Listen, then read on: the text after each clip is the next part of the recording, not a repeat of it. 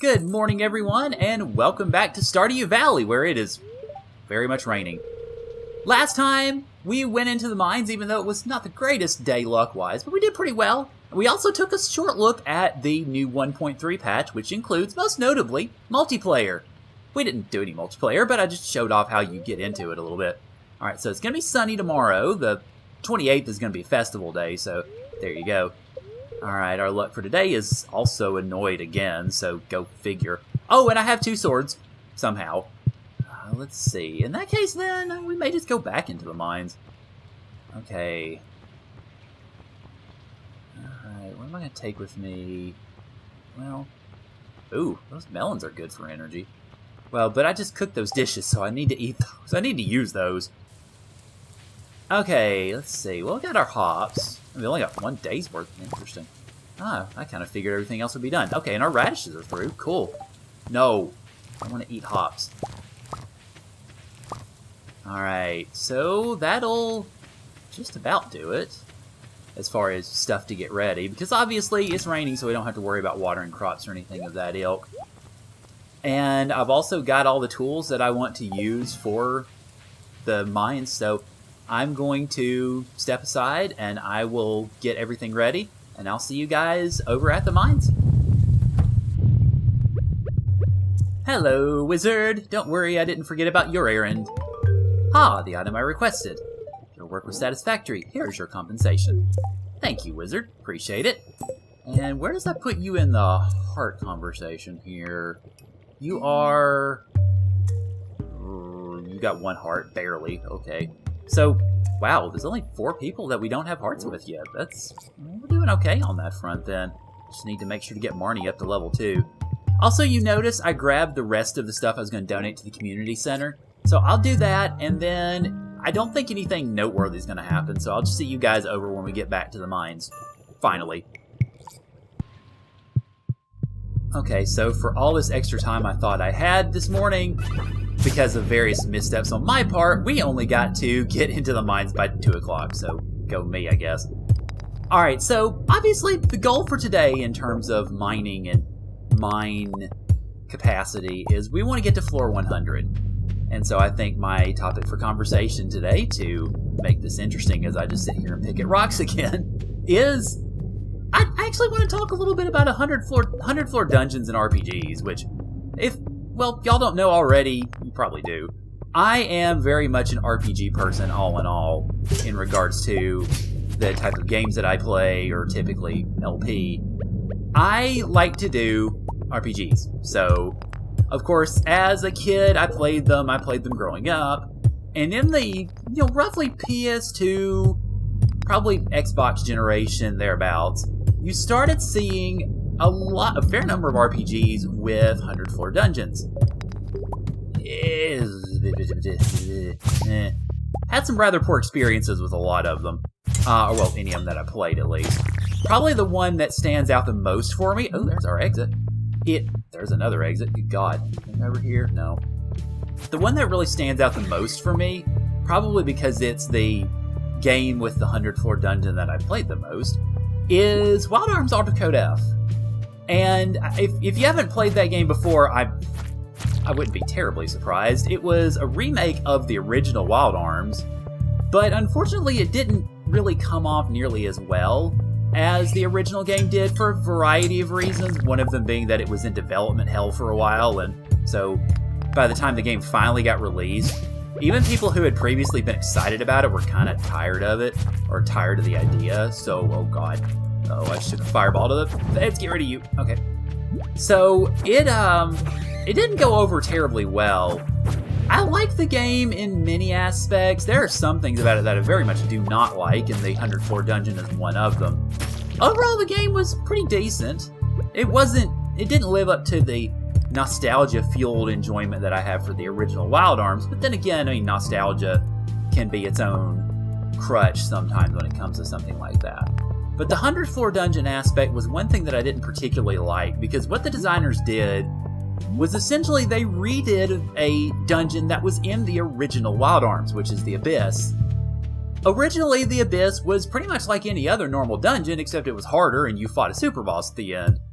In Alter Code F, however, they decided it'd be a great idea to make it into a 100-floor dungeon for whatever reason. And unfortunately, what that meant was not only was it a 100-floor dungeon, but it was a 100-floor dungeon that if you wanted to get everything out of it, because you had to get a certain item, and I forget the name of the item, but you had to get a certain item out of it. And if you got that item, then you had to get 100 of those items. If you got those 100 items, you then were queued to fight the super boss, which was the same super boss, just obviously different look and kind of different actions, and different strategy, ultimately. But the way that they did the 100-floor dungeon, I really did not like at all, pretty much, because I just don't particularly like the idea of 100-floor dungeons in the first place. I feel like they don't really challenge. The whole idea is they challenge you through the fact that you've got to play through them forever to be able to do anything, and it kind of gets on my nerves because I don't like that idea. I mean, if you want to challenge it in terms of difficulty. Don't just make it a slog where you've got to do this for a million years in order to get anything done. Of course, I say that, and I play some games that do just that, so maybe I shouldn't be talking too much out of my butt. But I just didn't really like the way that they went about it. Especially, like I said, because if you wanted to run the dungeon ideally, you effectively had to... Oh dear, let's kill you.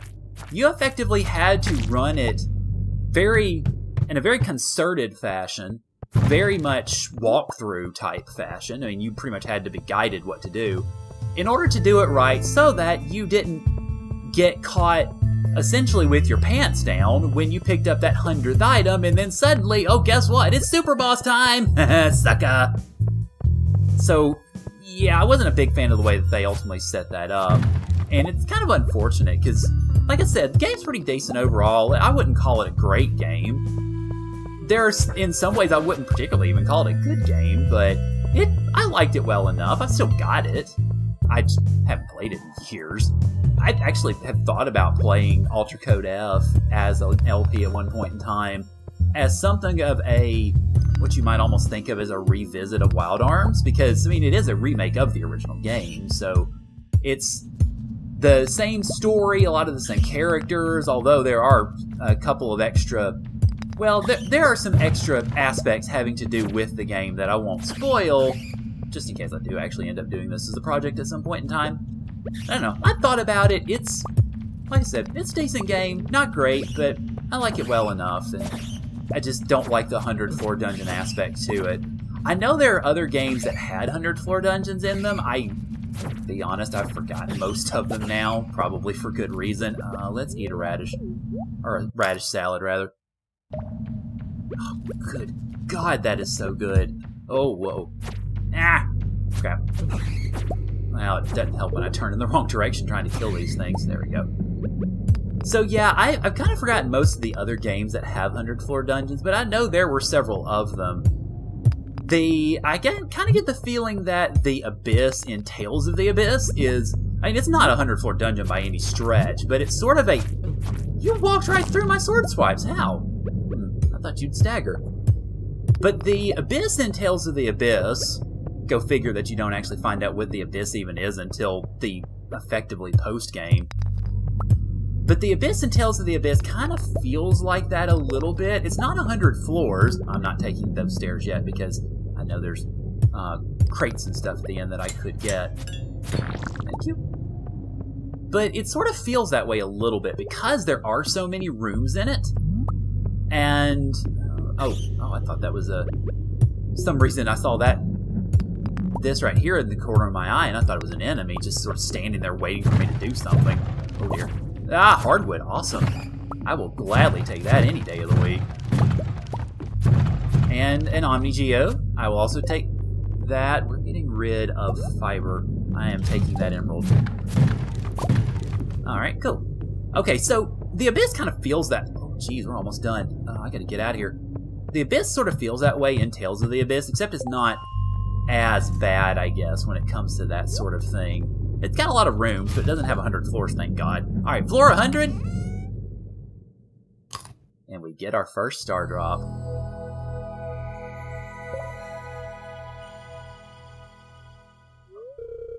You found a star drop. It's strange, but the taste reminds you of Saving World. Whoops. Your maximum energy level has increased. And I want to pan over here real quick. We had 270 energy, now we have 304, so effectively it's gone up by 10%. And you can fish for lava fish if you really want to. I may just do that one of these days. And that is, go to the different...